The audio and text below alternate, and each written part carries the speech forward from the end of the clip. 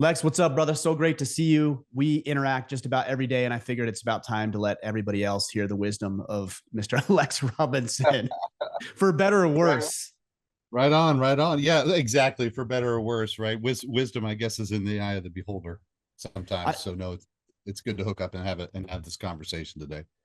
I will say one of the things that I admire most about you is your communication style, and I think it resonates with a lot of people. We live in a world that is pretty soft and wishy washy around conversations that need to be had, especially amongst men that actually want to improve and get better. And I'm curious about your style of communication, which I think is a little bit more direct than most people are accustomed to. Is that something that you're always just a direct person, or is that something you deliberately do as you're talking with men and holding these guys accountable?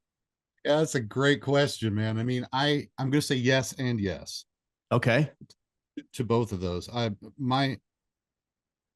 my trained style, I guess, over life is such that I've found much more incredible value in being as direct as possible with people. And of course, you've seen me speak to guys directly one on one, and obviously in groups, and that is a lot of times on purpose, and it's orchestrated to try to get men or an individual not necessarily in a shocked state, but in one that allows them to start thinking about something differently. And it can Mm. come across fairly direct, fairly rough. I mean, at times, but honestly, I do the same thing within my corporate work and within my leadership roles. Not to be harsh, but to be direct and move people forward as quickly as possible. I will tell you that there are times being that assertive has its own challenges What for what would you sure. say are the challenges? Because I tend to be more of a direct communicator as well. And I Mhm. think there's probably, if I were to guess, most of the men listening probably aren't as assertive as they would like to be. And maybe they have some fears around some of the challenges that come with being that direct. So I'm curious what those are. Yeah, so I'm going to go back to really holding up your end of the conversation because it's a two-party thing by listening and meeting the person that you're conversing with or mentoring or coaching or leading where they are. So you have to understand where someone is. And I think then that allows you to gauge, I don't want to say level of directness, but the type of directness that you present to someone. And sometimes that can be softer, for lack of a better word. Sometimes it needs to be harder, but you have to base that on where that person is. You know, are they in a receptive place? Are they in a place where you need to shake them out of whatever they're stuck in? And I think that requires really being in the moment, really paying attention, really listening, and seeking to understand that person or that group of individuals and what the challenges are that they're facing in that particular moment. And then that allows you to apply the right level of push if that's what you're after. Sure. Um, so I think a big key to that is that patience and listening and being willing to hear, but not necessarily adopt someone else's mindset. Right. So I'm gonna if someone's coming to me saying, I want your thoughts on, I want to learn how to think differently about something, I owe them the truth from my perspective. And sometimes that can feel harsh to others because it can be shocking. Not that there are multiple truths. I don't want to get stuck in that conversation, but perspectives are probably the most valuable for men and really anyone. Differing perspectives on how to think about a topic, how to approach a challenge, and that's really, I think, the focus of the assertiveness that I try to provide to others. What is it that you're looking for when you talk about finding out where people are and what they Mhm. might be dealing with? Are there certain words or phrases that people are using or mannerisms or tone about the way they talk that might help you see this is somebody who's in a really vulnerable position or somebody who's really ready to hear or get a proverbial punch in the face? Yeah, and I think it is tone. You can hear if you seek to listen, you can hear the tone in someone's voice. You can see in their physical demeanor. I think it's people will argue about the numbers, but 70 or 80% of communication is kind of your physical approach. So if somebody's coming at me and, and their eyes are down and they're downcast and they have that soft voice going on, that's probably the time to uplift them a little bit and say, what's going on? You need to Mm. talk so I can talk back to you. If a guy comes in, and I have really strong men do this to me, and I love it when they do it, because this is the way I always come in, or generally do. I'll come in very strong and very, I don't know, adamant or direct about what I think and believe. And then that's the type of situation in which you need to say, are you sure? Mm. You sure about that? Because I don't think so. And that you can just kind of see, I think, to your point, in general tone or physical demeanor or approach, in a conversation, you can get a sense if you're working in groups, uh, and you're in a corporate space, for example, and you understand that the meeting you're about to have is to overcome a challenge, then you set your tone appropriate to that. If your meeting is to go talk to an employee or an associate that's struggling to perform, that's a discovery opportunity versus maybe a leading opportunity, and pulling things out of people versus maybe pushing some things into their awareness. So I think all of that, understanding the situation, is really critical to doing it well. I would never suggest I do it well all the time, but that's generally the attempt that I'm trying to put in place. I see a lot of guys adopt what we're talking about, that they want to be more assertive, they want to be more direct, they want to be more clear in their communication, which I think is worthy of pursuing. But I've seen a lot of men take it to the extreme, and it becomes that zero F's mentality where they just almost like Tourette's just blurt out whatever they're thinking in any given moment, regardless of how it might impact somebody else. And they think they're a tough guy because they do it that way. And to Mm-hmm. me, that's not leadership. That's actually very immature.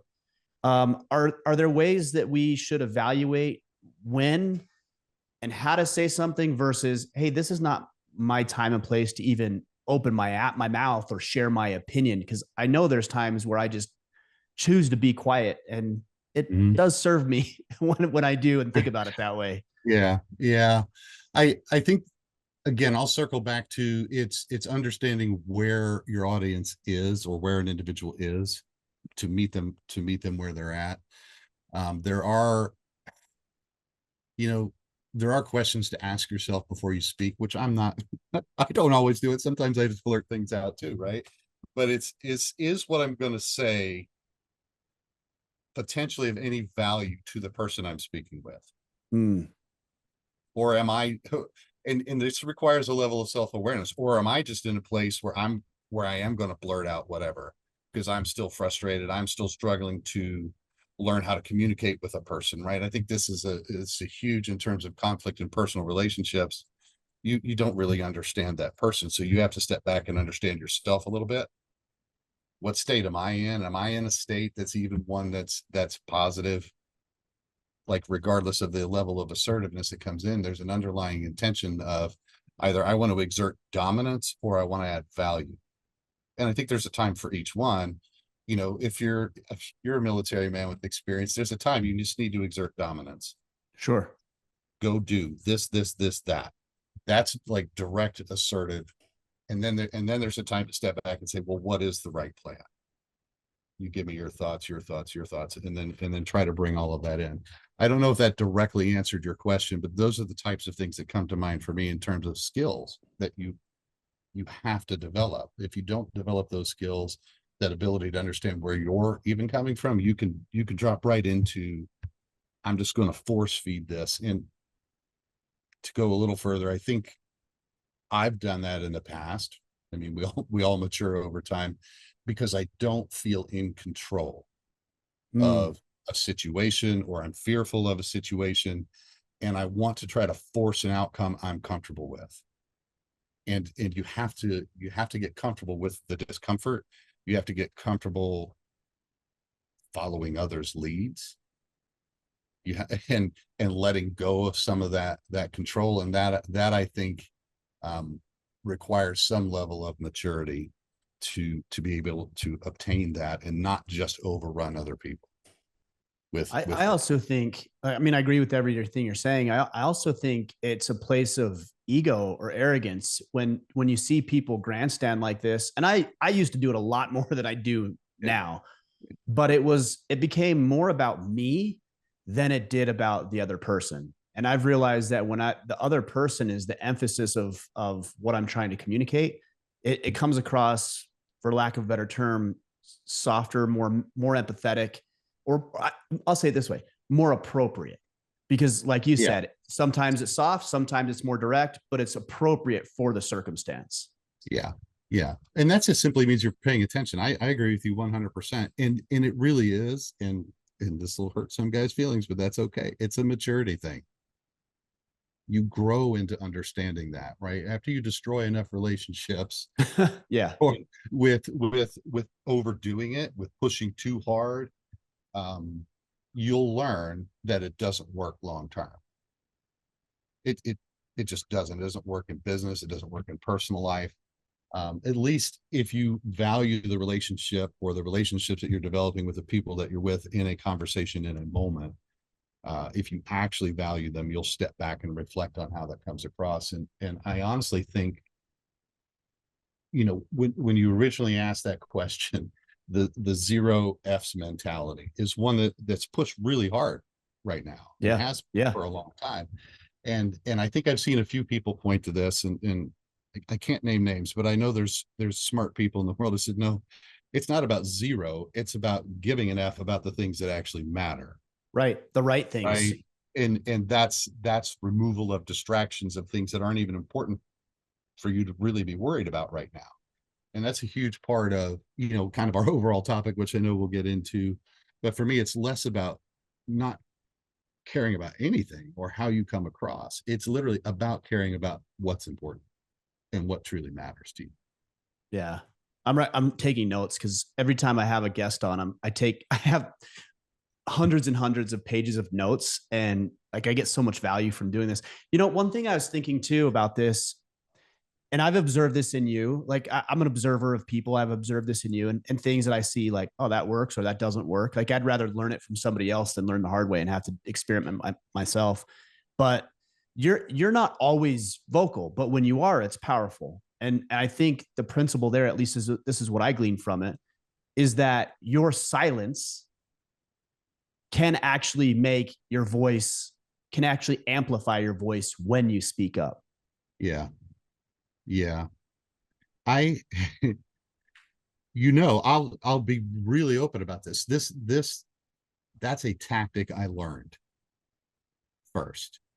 So I learned it as a tactic, and I learned it in reading about George Washington. Hmm. So how does a guy who's 6 foot, a little bit awkward, maybe not the best statesman, maybe not the best military leader, maybe not the best politician, end up being the first president of the United States? And why does everybody follow that person? One of Washington's principles that he put into play was speaking last. And when I learned that tactic, it opened up a whole new world for me because it forced me into that listening position. And to your point, it gave me the most power because now I had the most information with which I could say the smartest thing. That was literally what I was thinking in the beginning of my career. And it's how I advanced a lot of my career, is having the patience to listen and hear and say, that's a good idea. That's a good one. That one sucks. What can I add to this conversation and bring it together? And what I found over time is he who speaks last is what everybody remembers. Walking out of a room, walking out of a meeting, walking out of a conference, and all the other I don't want to say smaller because I don't want to diminish conversation in general, but making the last point and making it a good point is number one, how you get noticed in your career. Number two is how you really add to a conversation true value and create value for others. And so that tactic is one that I just learned a long time ago through reading about Right. the first president. And it's something that I've deployed on purpose for 3 or 4 decades. Yeah, that's interesting. I see that even in the Iron Council on our Friday calls. So for example, we open it up to have everybody talk and have conversations. And usually when somebody makes a point, not usually, all the time, when somebody makes a point, like it always gets turned back over to me as the moderator of the discussion. So I get to Right. expand on that point or say, hey, we appreciate it. Or if I think of something else in addition to it, And then there's that credibility that is transferred in a way from whoever spoke to, like you said, the last person. Not only do you get the credibility of their statement, but you Right. also get whatever you have to add, as long as it's not idiotic. You have Exactly. the Yeah. benefit of adding something additional. Yeah. Yeah, because you can Yeah. take away from that what that person said too if you say something dumb, right? So Absolutely. Absolutely. And you know, one of the things I learned from you, and I want to give you credit from this because you're one of the few people that actually gives me direct feedback, right? Because was you're like, hey man, step back and give people credit where they need credit. Like in a conversation, I'm like, yeah, I think I was at a point when you told me that I wasn't actually listening to other people and I was being dismissive. And it was important for me to hear that and come back to, you know, what someone just said probably deserves some recognition and to be able to call that out. And so if it's an individual when you're in a meeting, so I think that was a really great idea. Can we expand on it? That not only gives you credibility as somebody who can see what might work, but it gives credibility to the person you're kind of calling forward. And absolutely. it makes them a better partner. It makes them, you know, a better associate, whatever the case may be. And so giving credit where credit is due, I think is a huge part of that. How do you approach that assertiveness at the end of a conversation or the value add? And sometimes it's just recognizing somebody else's value. It's also, I found that, outside of the fact that it will serve them and make them feel good about it, but it's also because we're looking at a tactical view of this communication style. It's also a very endearing quality, and it garners influence with people. So if I have you on the podcast and I talk about all the wonderful things you did and all these great things that you did, man, you feel better about me. Yeah, absolutely. Absolutely. And it's a gift. Like Yeah, good point. recognition of other people is a gift. You're gifting them, hey, I see you, I hear you, you have value.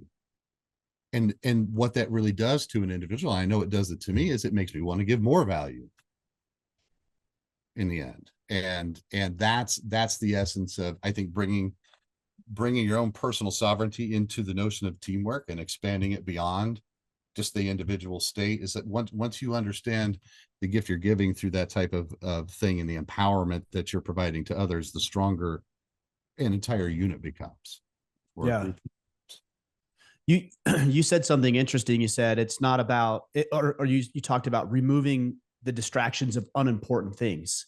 Yeah, In your communication style, you're going to learn what you should focus on, what's worthy of talking about, what's worthy of conversation, and what isn't. Make your voice more powerful. All the things that you've talked about, but it's also a big element of the work that you do, which is getting into this flow state, getting into an environment where you're producing at a high volume on important things. Talk about how that principle applies to getting yourself in flow or the groove or whatever you choose to call it. sure, sure. And I think so. I'll talk about a few things with that, right? So removal of distractions, just as a general term, particularly in today's world, is what allows you to focus. And without focus, you're not going to perform well at whatever it is you're doing, even if that's just listening to another person.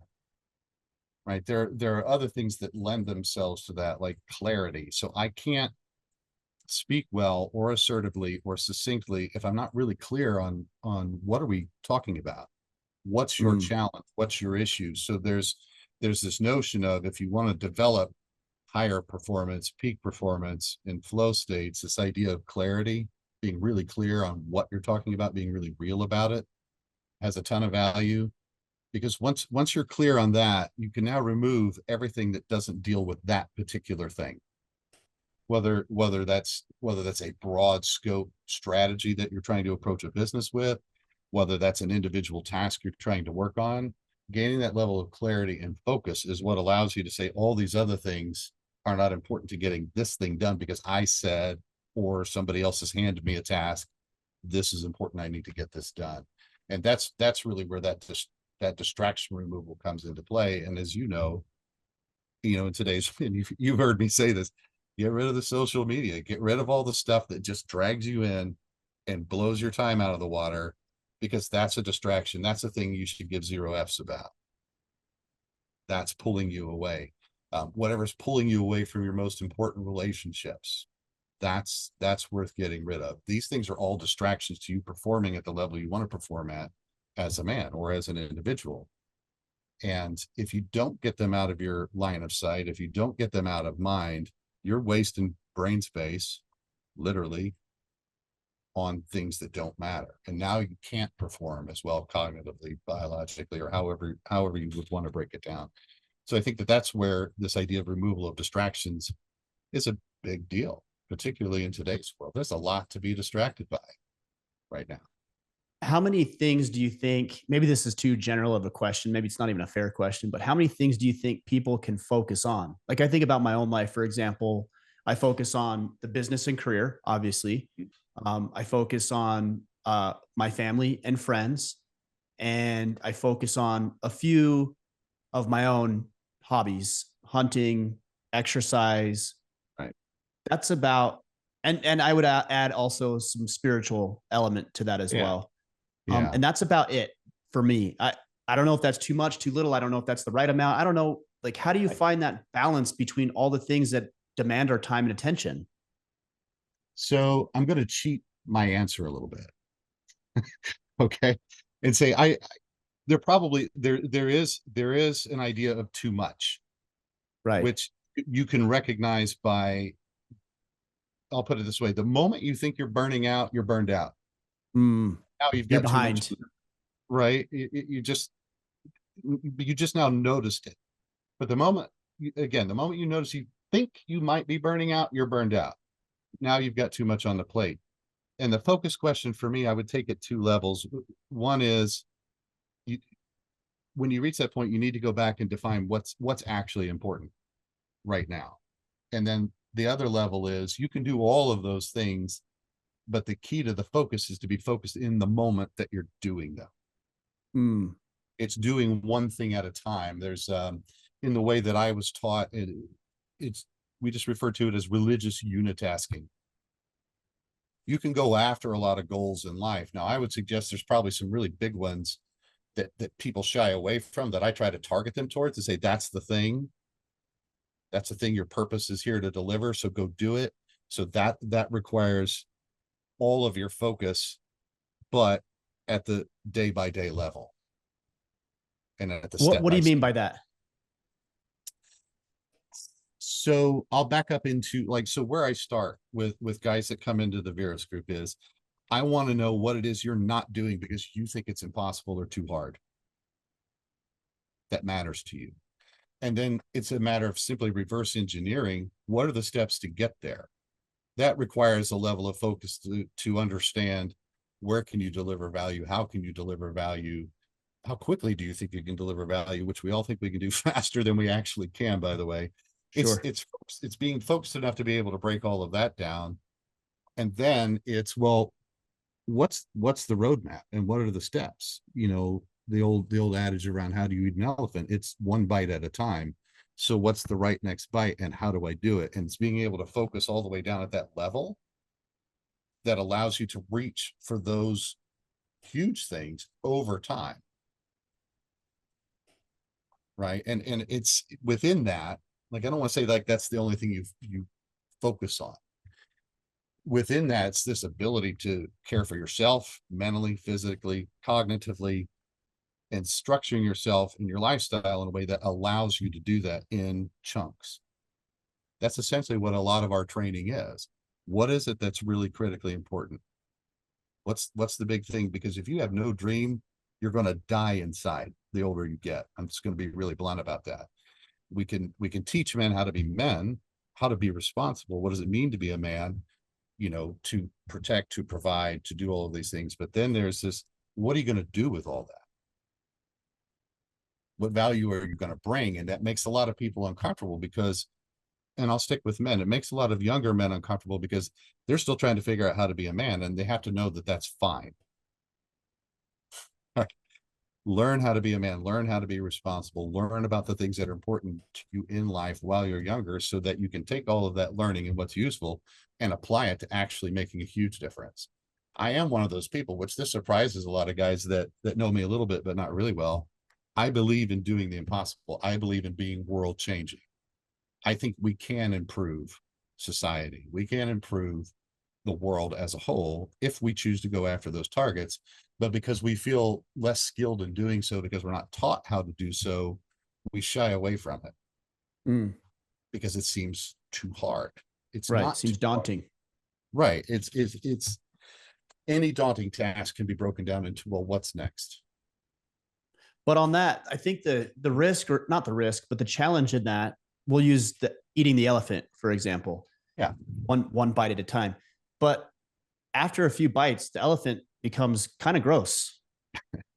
Like you don't want to take another bite of the elephant. And I think a lot of the times we forget what the end goal is Yeah. because we're so focused on the mundane, monotonous. And it does, like going to the gym every day, unless you're one of these guys who, I don't know, just finds tremendous value in just being there and loves it. At some point, it's like, oh, again? Yep, again. How do you Yeah. overcome that when you're in the trenches of monotony towards your desired objective? Yeah. Yeah. And I'll answer that with what you hear a lot in the men's movement over the last decade, right? There's this whole notion of defining why you want to do something. And I think that that's a good start, but I don't think it's enough. Hmm. I'll work on I'll work on that typically for myself and with other people around purpose, creating a massive transformative purpose as a term. And that purpose has to be developed from what drives you intrinsically, not extrinsically. What that means is go create a list of what you think would make the world a better place. What could be improved? What could be better? And then go make another list of what skills do I have to apply to any problem solving, to creative problem solving, and then mash those things together and find yourself where your skills align with something that would have a positive impact. And you do that from an internal perspective. And I mean, you've probably seen me make fun of his hard term, but I push back on guys that do like whatever the latest program is because they just want to do it because now that's its like own little achievement. Yeah, it's So like dieting. right, like it just that can provide you some value as well. I overcame a challenge, but overcoming challenges is only one part of massive success. You have to do that every day. And so that's training a habit. And so the idea of intrinsic motivation means you've taken the time to sit down with yourself and say, well, what is it that bothers me? What is it I want to improve? What is it I really want to achieve? And then combining that with your skills and saying, I'm going to take these things that I know how to do, or I'm going to improve these things that I know how to do, and I'm going to apply them to this problem over my lifetime. And that then becomes the driver for the long-term purpose, which I view very differently than goals. And I hate the semantics of conversations sometimes, but a goal is just a milepost along the way of my whole existence and my whole life. It's just another chapter. It's another piece. It's Well, another I think part. it's like a football game. The goal is, they call it a goal. You literally score a touchdown, but the purpose is to win the ball game. Just to win the game. That's right. Right. And you Right. have to score in order to win, but scoring in and of itself is not the final objective, because if the other team scores more than Right. you could have scored, but you still didn't win. Exactly. Exactly. And you can score a shit ton, pardon me, and still not win. This is why you see guys that make millions, billions, and they're miserable. They're not actually winning. They're scoring points, but they're getting outscored in their relationships with their families, with their wives, with other people. They're alone. Um, Perhaps they're scoring points in a game they don't even want to be playing in. Mm. Right. And that lack of fulfillment comes into play because we're being driven an awful lot by external motivators and external drivers and what society tells us is important and good. And there is value in a lot of what we've shared traditionally, throughout human existence as important. But if you can't step back as an individual man and define what actually is important to you, like if you can't go ask for what you want, like takes me back to some of my biblical roots. Ask and you shall receive. If you can't Mm-hmm. ask for what you want and put that into the world and work on that thing, you're not going to get what you want. You're not going to be fulfilled because you're not even working on the thing that makes you feel fulfilled.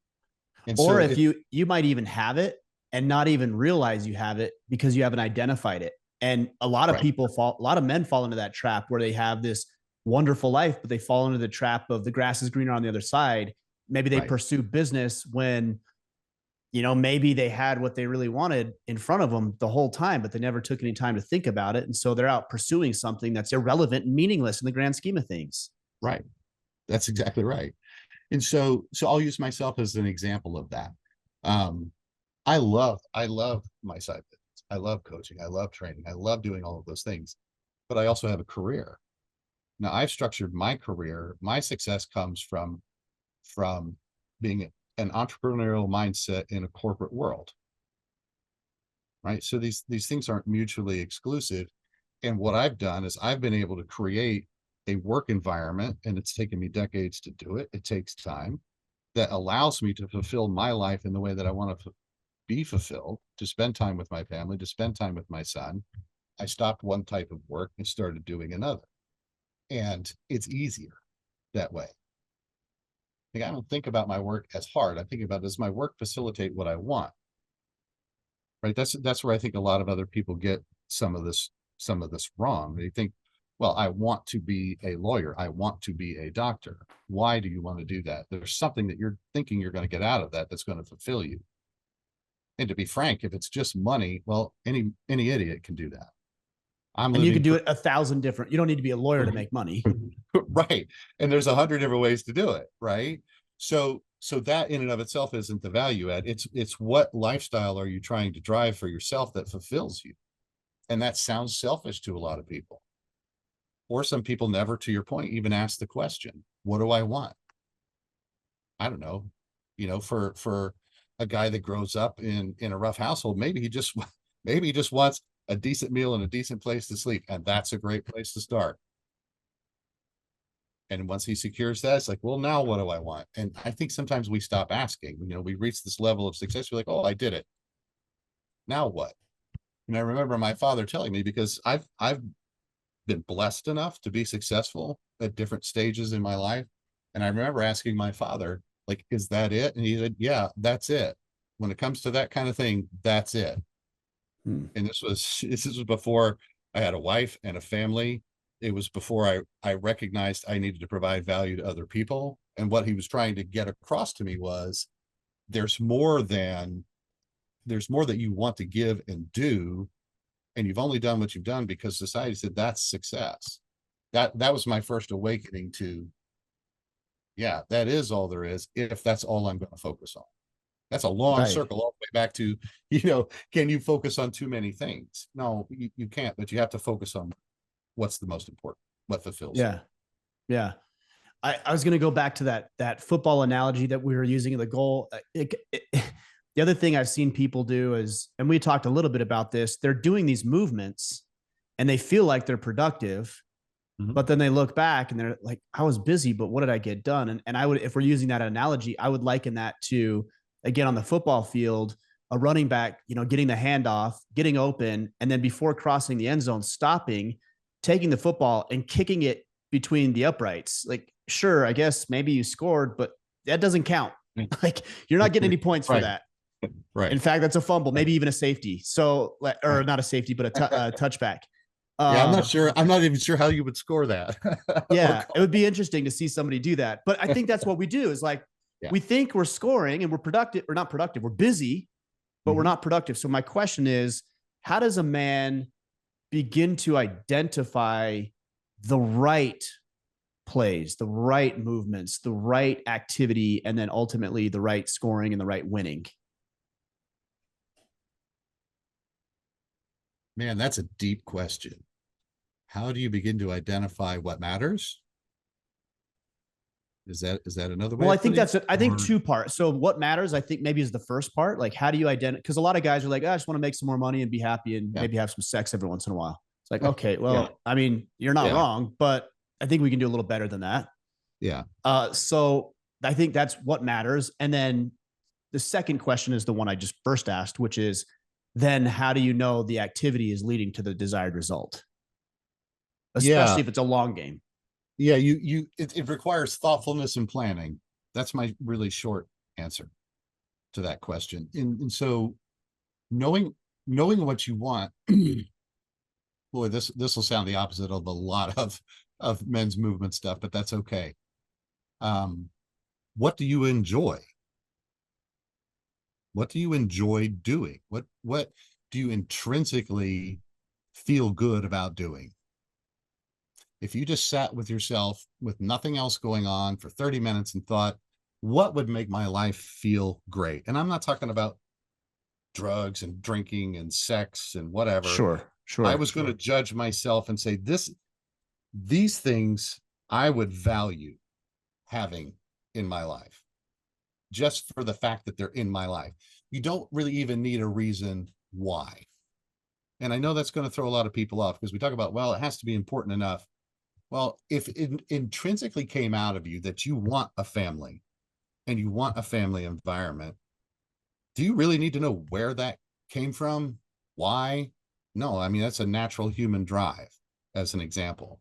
So I think it's sitting with yourself and being thoughtful about what brings you joy. That's another word men don't use a lot. What Mm. actually brings you joy? What brings joy to your life? Are you engaged with things enough to even know what brings joy to your life? I know as a father, and you're a father, and I've seen you talk about it. There's this really unique joy you get from those interactions. And being a father is a part of that. And I think if you sense that and that's something you want in your life, then that's a fairly intrinsic motivator. So I think it's thoughtfulness of that. And then saying, how do you get it? Is you plan for it, and then you execute your plan. And I know that sounds like a really simple way of laying that out. The trouble comes when we don't know how to execute our plan, when we don't know what supports us being in a position to execute our plan. When we're not I really think it's before that though, isn't it? Like I don't even think people know how to discover and unpackage the planning process. Not like, yeah, we'll get to execution, but I don't even think yeah. guys are planning anything. No, they don't. Right. In the things that most of us do plan when we're younger, um, may or may not be the right thing. So it feels very haphazard. One guy seems fulfilled, one guy seems miserable, and they're both millionaires. Hmm. Right. So the planning part of it, I would agree with you. I think we say, well, I'm going to go do that, and then we start down the road without the map. Right. Like I do that's a this. man, that's a man thing, right? Yeah. And we could do that because we're action oriented, and that's exactly what you want to be to make things happen. But taking the time to understand how exactly you're going to get from point A to point B means I don't really need the map anymore, because now I know. Right. I'm going to drive, or I could lose the map and I could still be headed in the right direction. Right. And that's the value of planning and understanding the plan. And for me, we don't teach. This is where education falls apart for me. I'm not as dramatically opposed to education as it's presented today, but we don't teach, to your point, we don't teach planning. We don't teach to say, this is my goal. What are the steps that would get me to that goal? Now, how do I go about breaking that step down further and further and further? And one of the things that we talk about in the training is continually breaking things down, because planning isn't like a one and done. It's, this is my high hard goal. This is the goal. These are the steps that would get me to that goal. Okay, how do I do that step? And do I have the skills to do that step? If not, let me make it a little bit smaller. And that's a Hmm. process that, and so I would say, not only is it, most guys don't plan to that level of detail, but they don't do it every day, which is why we have the conversation around calendar worship and what are you doing today? Like, most guys can't tell you. Now, I've luckily grown up, or maybe unluckily, I don't know. I've used like Microsoft Outlook for 30 years. I know exactly what I'm doing tomorrow, and I know when it's going to occur and what's going to happen. And I go in literally at the end of the day every day. This is my power down routine, 4 o'clock to 5 o'clock. What's my calendar look like tomorrow? And you have to go to that level of detail and say, do I need to put something else in there because this part of the plan didn't get done, it didn't execute right? Do I need to change? And that idea of consistently evaluating where I'm at within the plan and replanning and updating, I think is a subtler skill that sits right underneath what you're pointing at. Right. That It isn't a plan to just say I'm going to go do it, unless it's I'm going to take the garbage out, and I walk upstairs and I take it out, right? It's big things aren't that necessarily that simple to go do. So you have to take the time to break that down. Well, what you're saying about this power down process makes sense, because a lot of the times I've seen men who they'll have a plan, or at least they'll have some idea of what they should be doing, but they won't do it because they don't know if it's perfect. And to me, I Right. think, okay, it doesn't need to be perfect. It just needs to be documented, and then you need to follow it. Because if you Yeah. do that, then you can do the power down process. I call it an after action review. It sounds like you're calling it a power down process, Yeah. similar things, right? Yeah. Where you can go back and analyze that plan and say, okay, that didn't work. But at least now you know what you did and why it didn't work, or what elements of it did work. So you can go back and create plan B, or Right. not even plan B, I would say plan 2.0 that has elements of 1.0, Yeah. but it's just a little bit different based on the power down process It's and the feedback you received. absolutely, absolutely. And so I'll give you a little finer distinction, because I think you're right on point. The the other part of like the power down thing that I'm talking about is it's not only a reworking of the plan for tomorrow to get focused or stay focused on what you need to. It's again about saying, I'm going to clear all the stuff out of the way that doesn't matter. It's running that whole cycle again of I need to be really clear. I need to be able to focus. I need to get rid of all the distractions. So if I'm distracted every day at work because people are coming in my door asking me questions or asking me to do a function that I could outsource that thing. Now I can come back to focus and actually execute my plan. So that this is now beginning to expand further and think about, well, it's not just the plan and updating the plan. It's about facilitating your environment such that you can actually do the plan. Like, you have to evaluate all of that. If you want to be exceptional, if you want to do really hard things, it's it's all of that combined, and it's on a regular basis, it's on a daily basis. And this is why rest and recovery becomes more important. This is why all of those things that you do for yourself to facilitate you being able to operate that way become critically important. So you can do that, because you could go do a plan half-ass and not be willing to admit to yourself you did it half-ass, and that's actually why it failed. Mm. Or you could be so tired while you're trying to do the thing that you screw it up. And then you're like, well, this is never going to work. Well, no, it's actually you screwing it up because you didn't go to bed when you were supposed to go to bed. Like, all of those little things feed into it. And this is what I try to bring to men's attention. Like, if they're in coaching or they're running into these roadblocks, it's still mostly just us not doing all of those things in addition to planning. I don't know. I Yeah. kind of And ran there for a little bit, but there's a lot of little nuances within how, and we all do it differently. And I think that that's the important of talking to a guy one-on-one and saying, well, what's your deal? What's the challenge in this for you? Is because the challenge in it for me doesn't matter. It's what's the challenge for you, because that's the root of the issue. Is it the plan? Is it the detail of the plan? Is it because you're being distracted by porn and alcohol and pot, or whatever it may be? Um, that's to me, that's planning. That's like planning your life. It's like planning your lifestyle and saying, I'm going to live in such a way that makes all of that easier to execute. one, I think there's also something to be said for having the systems and processes in place to eliminate some of the distraction, or the Yeah. brain space that's required to do the menial task. The example that comes to mind is for me when I started cooking for dinner for my kids. I hated it. I'd have to like plan the meals. I'd have to go to the grocery store, get all the ingredients based on these individual meals, come back, cook it, realize I don't have butter. And then I couldn't cook that, or I ran out of bread or whatever. And it's like there's no system whatsoever to it. Right. And one thing I started doing is I purchased a subscription to HelloFresh. It's a like a Yeah. food cooking thing. Yeah. Like I don't need to worry about that anymore. Now, are all the meals going to be home runs with the kids? No, because I don't pick them. I let the company pick and send whatever they want to me. Yeah. But I don't have to go shop for groceries. I don't have to make a food list. I don't have to make a dinner meal list. I just have to take all the ingredients they send me and then just make it, so I can Right. focus on time with the kids, time Yeah. with work. I don't have to go to the grocery store and spend an hour. I can do emails for an hour or call potential podcast guests for an hour. It just makes me Absolutely. that much more productive. Oh, absolutely. And what they're doing for you and for people that want to start businesses, the value that they're providing you is the removal of the distraction so you can focus on what you want to focus on. Yeah.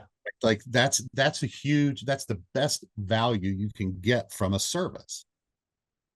Like I think that that's cool. Now I don't do that because even I'm too lazy for that. I just go to Arby's and get a double roast beef sandwich. But I'm also at the point where my kids aren't around that much anymore, so I can get away with that. But I think that that points to, yeah, you found a way to remove excess distractions, decisions that don't need to be made, so you can go focus on what matters to you, which is your kids, because you said they matter. My time with them matters, and I do want food. So the conflict there can be resolved by saying, you send me something good to eat, I can cook it without thinking about it, and I can enjoy them. That's Right. right, and that's a great example of, I think. So, And and I think people would say, like, well, it's expensive. Yeah, maybe. I don't really know actually because I don't grocery shop.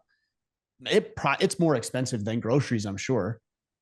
I don't care. I'd rather recapture that money. So if you look at it on the grand scheme of things, yes, in the isolated factor that we're talking about, yes, the food might be slightly more expensive, but the amount of time that I save and headache is yeah, where I recoup the cost. yes, absolutely. As long as I agree with that 100%.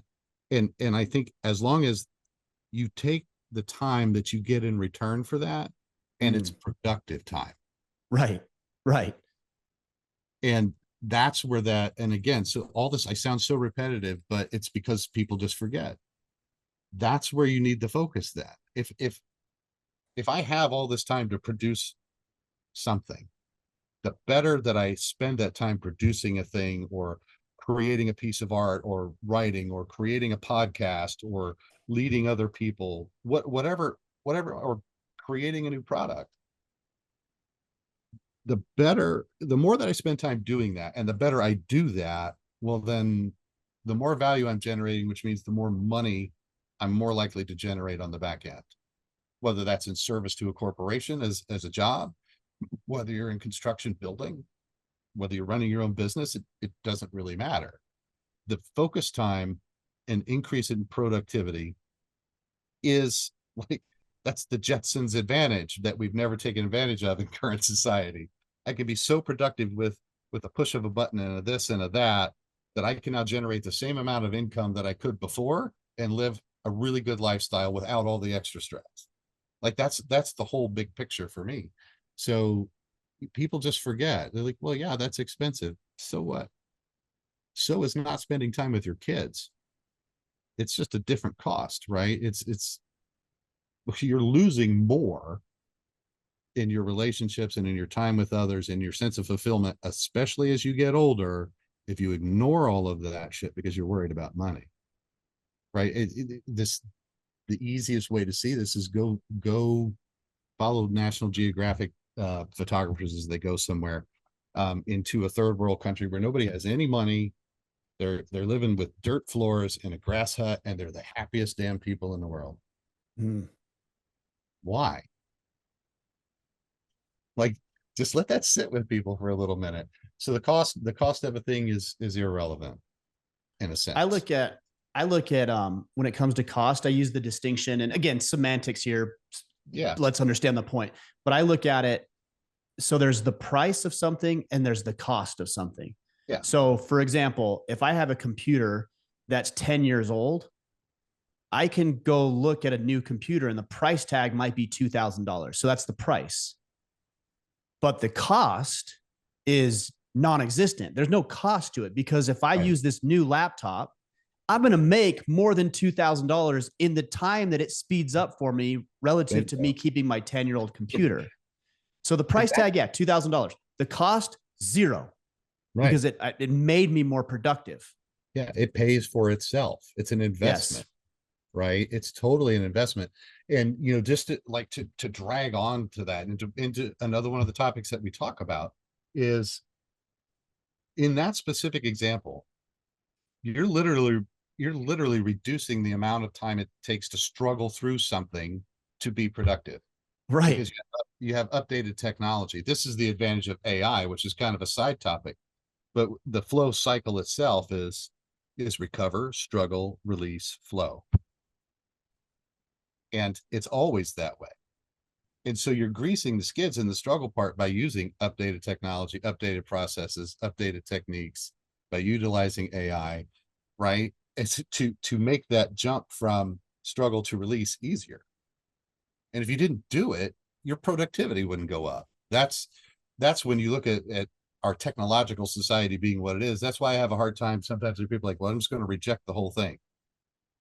You know, and maybe that's a fear-based thing. Maybe there's like, maybe they really want to be just traditionalists, and I get it. But if you want to be productive in today's world, you know, you do have to keep up with that. And to outdo your competition, having the best tools helps you perform better. It makes it easier. And this sounds, I think, to a lot of guys like too easy, because we love hearing hard, do hard things, do something hard. Sure, there's struggle, there's something to be involved there. But if I can make that struggle easier, I can get to productivity faster, and I'm going to beat you. I'm going to I've beat you to. actually, I was going to say, I remember years ago, you told me that we were having a conversation about something and you were like, I'm so sick of seeing guys do hard things just for the sake of it being hard. And it should be fulfilling, right? If you're going to do something Yeah, difficult, like have it be fulfilling. And also there's a difference between, I think, training and actual performance. So if yeah, you want to struggle in your training so that you can build up the tolerance and the strength required to achieve and perform correctly, I get that. But when it comes yeah. time to perform, I remember this. I did a Spartan Agoge years and years ago, and they said in the instructions, they said, bring a fire starting kit. So the 80 participants or however many they were, all of us brought everything on that list. And then they did a shakedown before we even started. And there was two guys who did not get to participate because they didn't fulfill the requirement of that list. But Right. on that list was a fire starting kit. So I put in there, like uh Vaseline covered cotton swabs Yeah, and yeah. flint, like all the ways to start it. And the last thing I threw in there, I'm like, they didn't say I couldn't bring a lighter. So I threw a lighter in, and the guy's doing a shakedown and he's going through my fire starting kit. He's like, you put a lighter in here? I'm like, yeah. Starts a fire. He's like, you're the only person that brought a lighter. That's the Exactly. smartest thing you ever could have done. It's like, Right. why are we making this harder than it needs to be? We think it counts more if Yes. it's harder. Right. Right. Because we love challenge. So yeah, I mean, it's a really nuanced conversation, right? And because a lot of people instantly reject me when I say, yeah, doing hard things just to do them, maybe, maybe not. But I, I think where I would want to take that, now that I've matured further, probably since that conversation, is to go to the point of saying, challenge yourself really, right? Yeah, training in hard things and like doing an agoge or doing Spartan races. I've done those things too, and they're fun and they're entertaining. But but they didn't do anything for me necessarily. I got a nice participation medal. What really challenges me though is, how do I how do I develop my career further? How do I sustain my business? How do I develop my family into a better environment? It, like, really, really big challenges, I think, take the place of, I'm going to just do some of these hard things along the way because this is really hard. And I think a lot of us just don't aim high enough for that lifestyle and that fulfillment. And what are our dreams? Like, when's the last time you even had a guy say, well, what's your dreams? What are you dreaming about? Like, what's so big for you? You're just like, wow. Like, that to me is hard. That's the hard stuff. All these other little things they're just kind of steps along the way, and they can be training reminders. They can be a lot of those things. And there's so much value in what you said around training versus execution. And if you begin to view how you set up your lifestyle as a training environment for when you're ready to perform, then you'll perform better. And it's right back to the sports analogies, which we can learn so much from. You know, a guy getting into flow, being in the zone, playing basketball, he's not in that all the time. He's in it when he's performing. And he can do that because he upped his skill to the level that he can be in that moment and perform. And the whole idea of challenge versus skill ratio is something we haven't touched on yet. But when something looks really hard, that's why you're breaking it down. I've got to break it down to a level where either I can up my skills to meet that level of challenge, or I have to break the challenge down to allow me to mature into, well, I can now do that next step. And that's all training all the time. And I think we spend way too much time trying to perform and not sharpening the axe, as the saying goes. Like, I don't think we really work our way through that because we just don't process that on a daily basis that way. We don't think about it. Well, I know one of the things for me is I because I tend to be more of an action oriented person, is sharpening the saw doesn't feel like action to me. And so that's the struggle for me, is like, okay, do I sit down and do I read a half an hour of this book? Or do I go out and send some emails and make some phone calls and, do something? Well, my default is to go do something, but I know intrinsically that if I had 4 hours, as the adage goes, and spent the first 3 sharpening the axe, I could get that tree down in less time than if I just went at it without having with a Right. dull saw.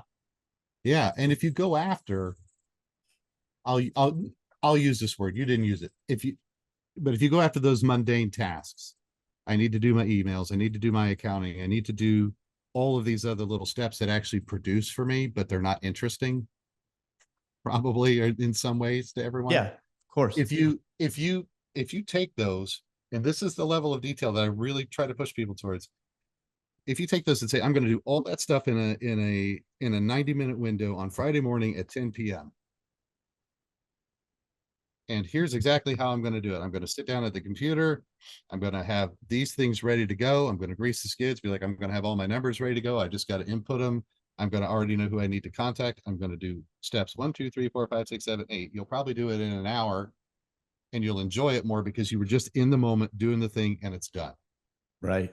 And often the mundane can be made more interesting the deeper you go into it, which feels counterintuitive to people. If it's boring, just go deeper.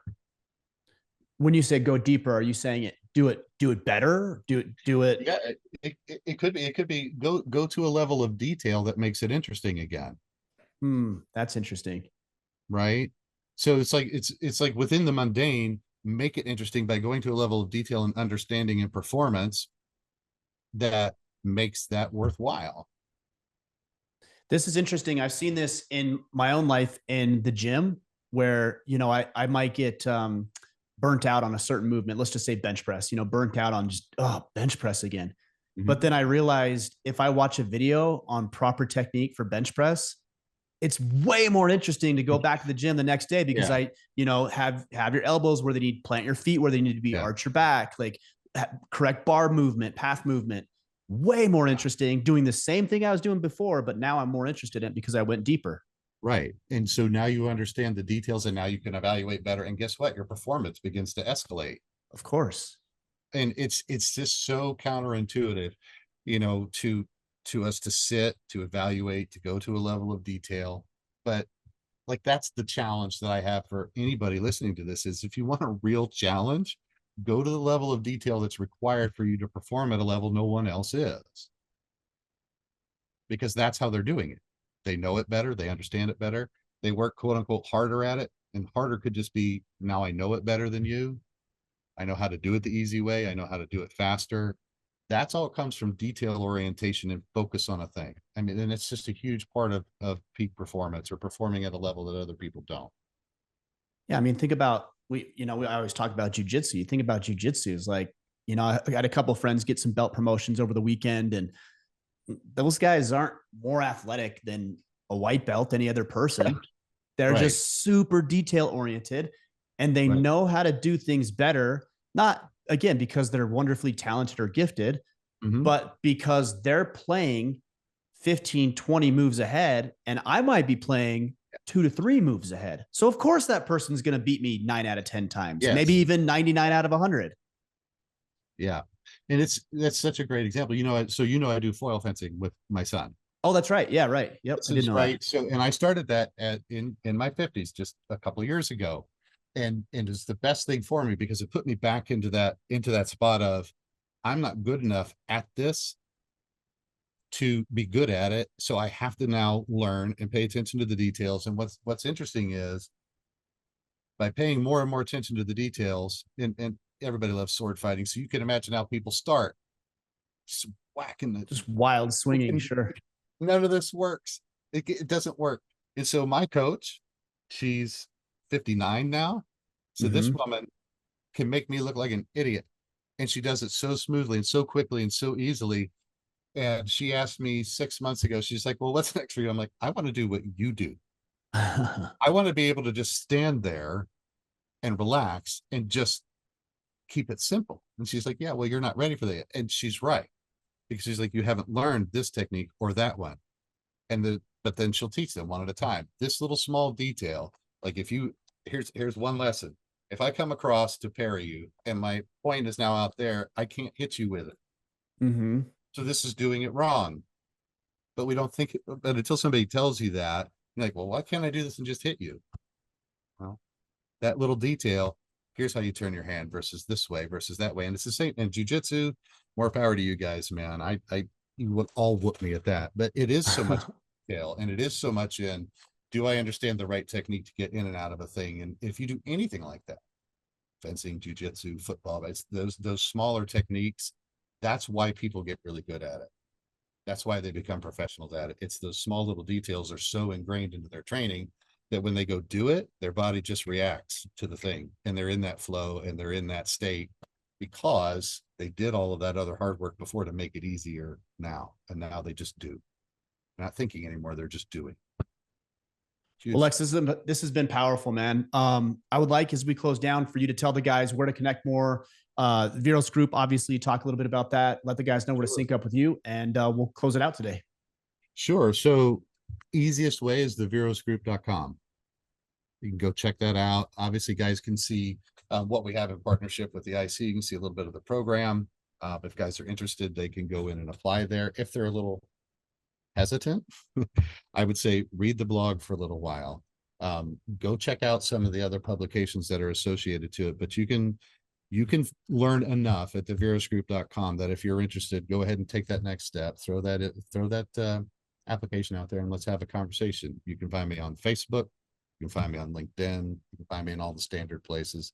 Send me a note and let's talk and see what we can do. I mean, that's as simple as I can make it for guys. And if they're up for a good challenge and coaching to get past some of the roadblocks, which is a big part of our program, get some training, understand your roadblocks, assess yourself, get pushed. That's what we're doing. Well, I know it'll be challenging in all the right ways. Lex, I appreciate you and our friendship and your accountability as well. You've held me accountable and motivated me, inspired to do things as well. And man, it means a lot. So thanks for joining me today. You bet. Thank you for having me. Appreciate it.